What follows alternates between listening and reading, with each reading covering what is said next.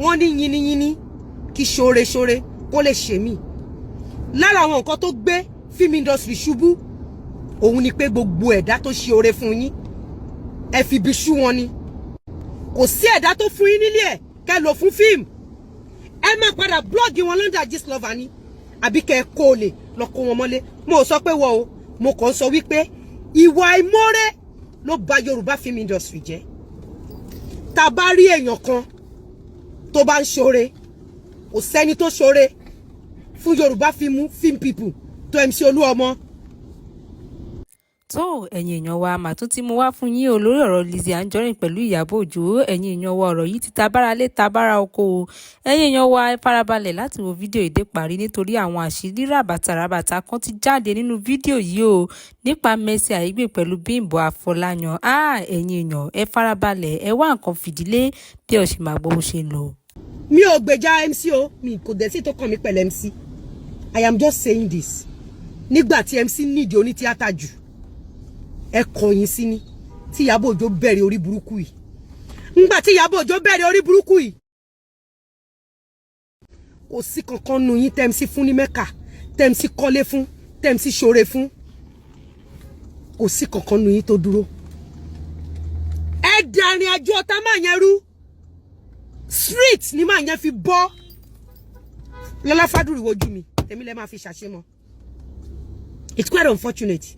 I never knew you were part of them. Lọ́lá, mi ò mọ̀ pé you were part of them. Bàbá àrà ọ̀sán, àwọn náà lè ti gbàgbé o. Wọ́n dẹ̀ lè rántí.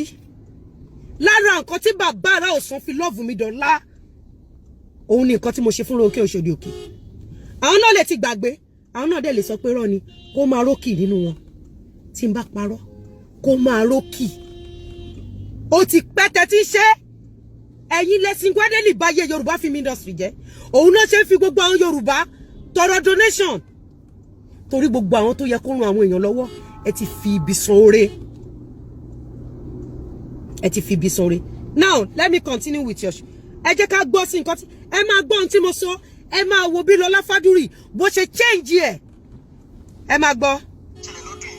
Ẹ máa gbọ́.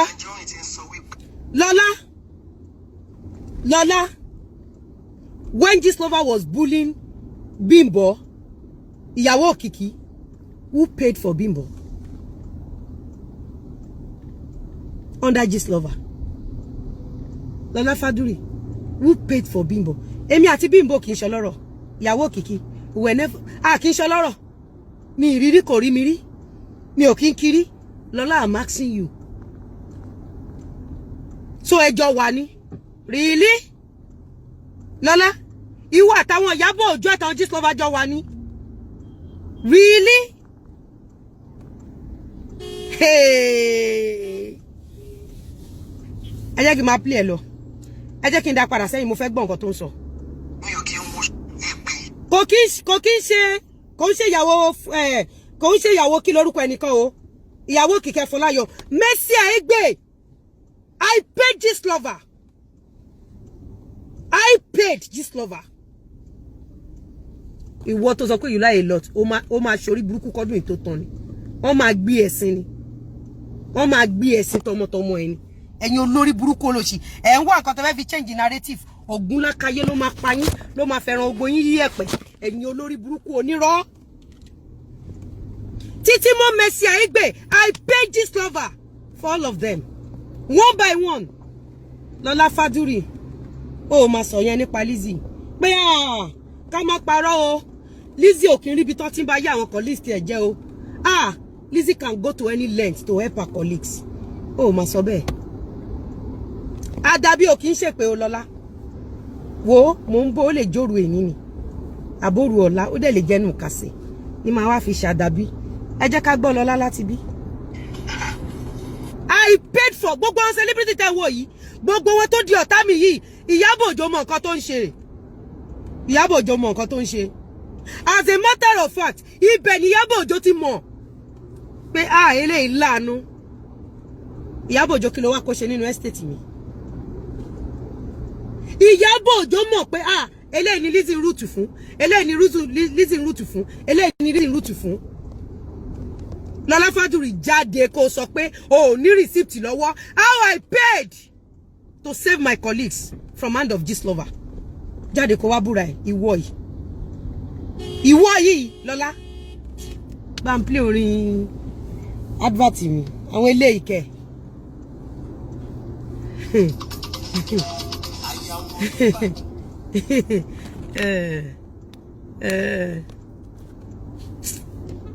Kò sí kankan nínú wọn. Mo lẹ́nu ọ̀rọ̀ lórí wọn mo ṣe máa ń wò wọ́n. Pé continue ẹ máa ṣe orí burúkú yín. Tọ́lọ́run bá ti ń fi ìwà tèmi gbé mi ga. I'm fine.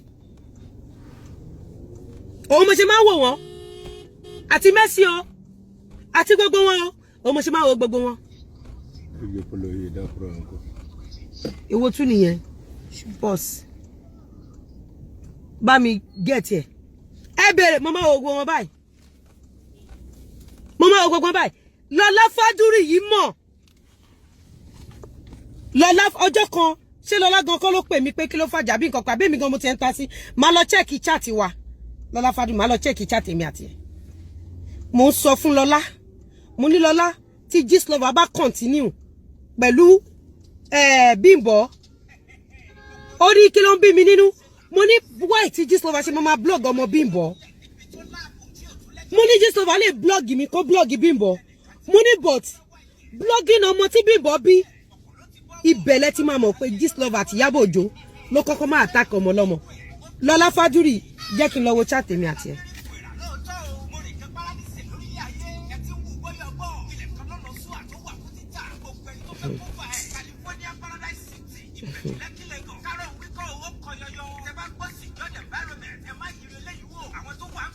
Time and date kò kúkú parọ́.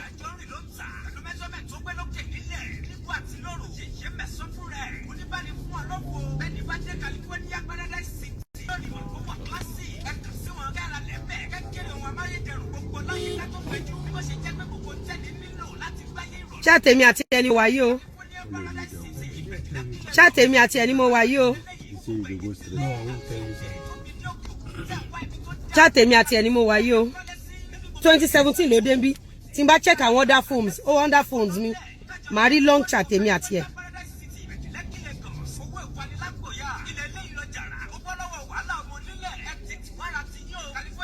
Ẹ wá wo nǹkan ẹ̀yin èèyàn. Ẹ wá ẹ̀yin èèyàn. Ẹ wá wo nǹkan ẹ jọ̀ọ́ nítorí Ọlọ́run. Ẹ máa bọ̀ ẹ wá wo nǹkan. Ṣẹ̀rí Ọlọ́run tóbi lọ́ba. Ó tóbi o, bàbá o máa tóbi o. Mo ń bọ̀.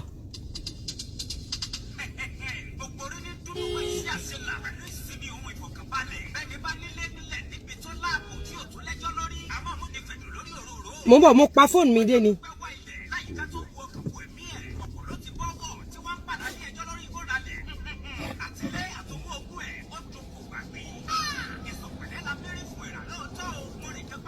Ẹ̀yin èèyàn wo kíní. Ta lélẹ̀.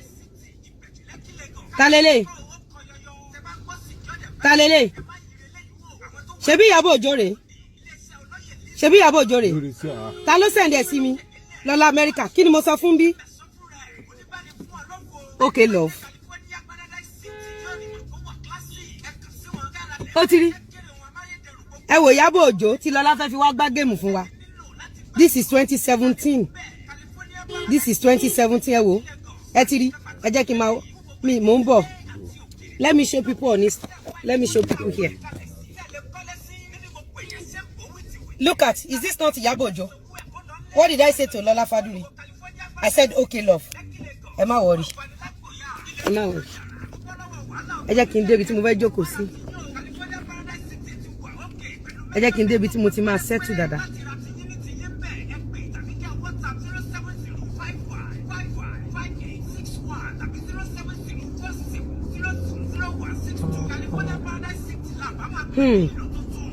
Ọlọ́run. Ẹ jẹ́ kí n kọ́kọ́ gbọ́ audio yẹn tán. Ẹ jẹ́ kí n gbọ́ audio yẹn tán. Ó ti pẹ́ tẹ́ tí ń ṣe tèmi lẹ́ máa fi ṣàṣemọ́. Tèmi lẹ́ máa fi ṣàṣemọ́.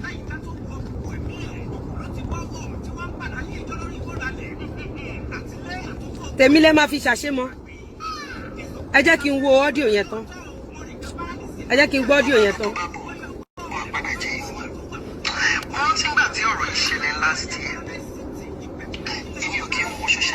Lọ́lá rántí ìgbà tọ́rọ̀ yìí ṣẹlẹ̀ initially.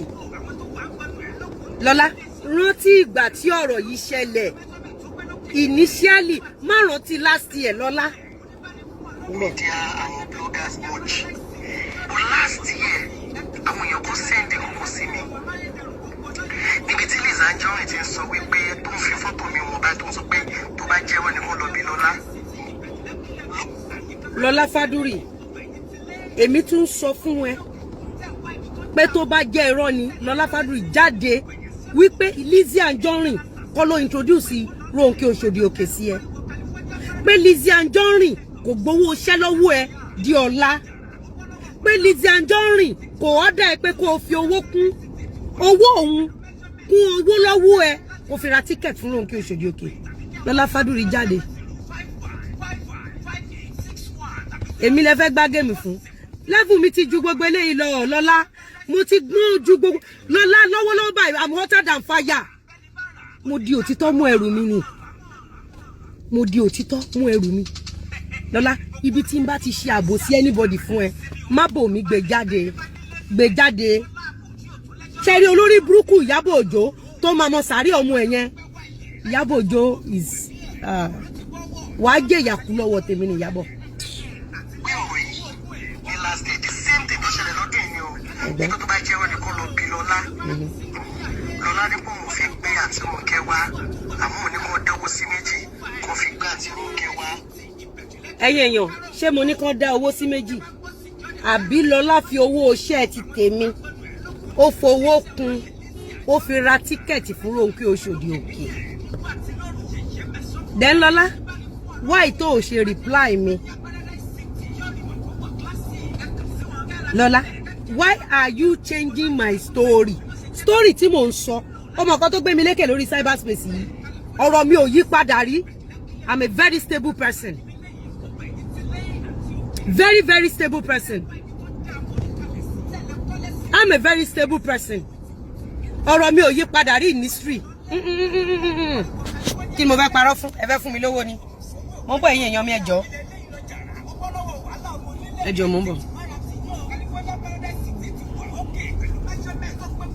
Ẹ fẹ́ fún mi lówó ni. Ẹ lè fún mi lówó náà. Ẹ lè fún mi lówó náà. Ẹ já máa gbọ́ lọ. So ọ̀rọ̀ yẹn ti di bálabàla. Lọ́lá Fádúrì, àmọ́ kò di bálabàla. Tí n bá ń sanwó fún GISTLOVER. Kó má bully gbogbo yín, including you. Lọ́lá Fádúrì, including you. You. Kò di bálabàla ń gbà yẹn. Lọ́lá Fádúrì, nígbà tí mo sọ pé owó iṣẹ́ mi kó o fi owó kún, kó o fi ra tíkẹ̀tì fún Ronke Oshodi Òkè, kò di bálabàla ń gbà yẹn. It's okay. It's okay.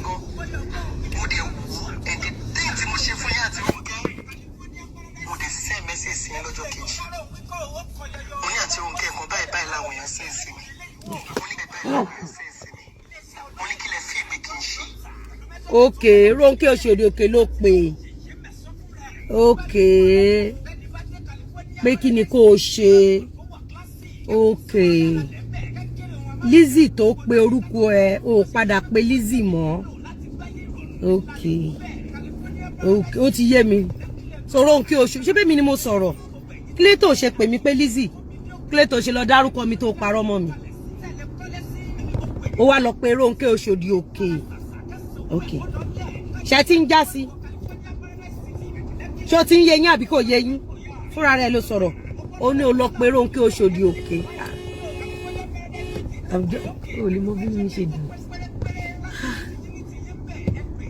I'm happy that this happened. Oh, lè mọ bínú mi ṣe dùn. Ọmọ kéèyàn ti wà nínú bondage. Ó ti ṣoore fáwọn èèyàn gan. Kán wá fi bí máa sú ẹ kó wá máa wípé ṣé kò sẹ́ni tó tiẹ̀ lè jáde pé no lady yóò rí báyìí. Sọ Ronke Oshodi lolo. Ó ti ń yé yín àbí ò yé yín?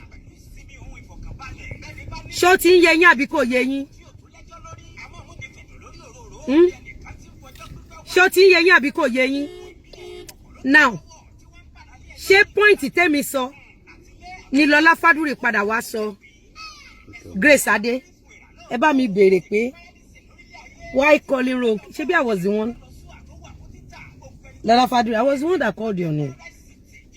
I was the one that said, I did this, I did that. Abi?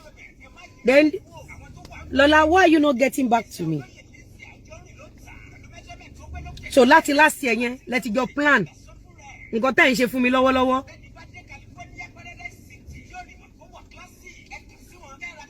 So, Lola, kí ni big deal? Tí n bá ṣe oore, tí n bá ṣe oore fún ẹ, àti Ronke Oṣòdì Òkè. Tí Ronke Oṣòdì Òkè dẹ̀ fi bí sú mi. Tí Ìyábọ̀ Òjó tí mo ṣe oore fún. Torí pé paying GISTLOVER. In as much tí Ìyábọ̀ Òjó àti GISTLOVER jọ operate. Ìyábọ̀ Òjó ń jẹ nínú owó tá à ń san lọ́dọ̀ GISTLOVER. Àbí ṣọ̀fẹ́ ni Ìyábọ̀ Òjó ń bá GISTLOVER ṣeṣẹ́ kiri ni. Kò ń ṣọ̀fẹ́ náà, wọ́n jọ ń pín owó ni. So mo ṣoore fún Ìyábọ̀ Òjó. Mo ṣoore fún Ronke Oṣòdì Òkè. Mo ṣoore fún Wọlọ́lá. Fún mi láti risk ẹ̀mí mi wá ṣiṣẹ́ fún ẹ. Tí mo dẹ̀ sọ fún ẹ pé owó iṣẹ́ ti tèmi fowó kún kó fi ra ticket fún Ronke Oṣòdì Òkè. Tó bá rántí dáadáa Lọlá Fádúrì. The money was about maybe $100 or $150. And the ticket you bought then was around $180. See $220. Between kò lè kọjá àárín yẹn. You already bought my ticket for around maybe 180 or 220. I don't know, maybe 180 then. Màá lọ wo chat mi àti mo ní gbogbo old phones mi lọ́wọ́. Màá lọ wo. Tí mi ò bá rí, mo rí mo ò rí, màá pe àdàbí fẹ́mi àti ẹ.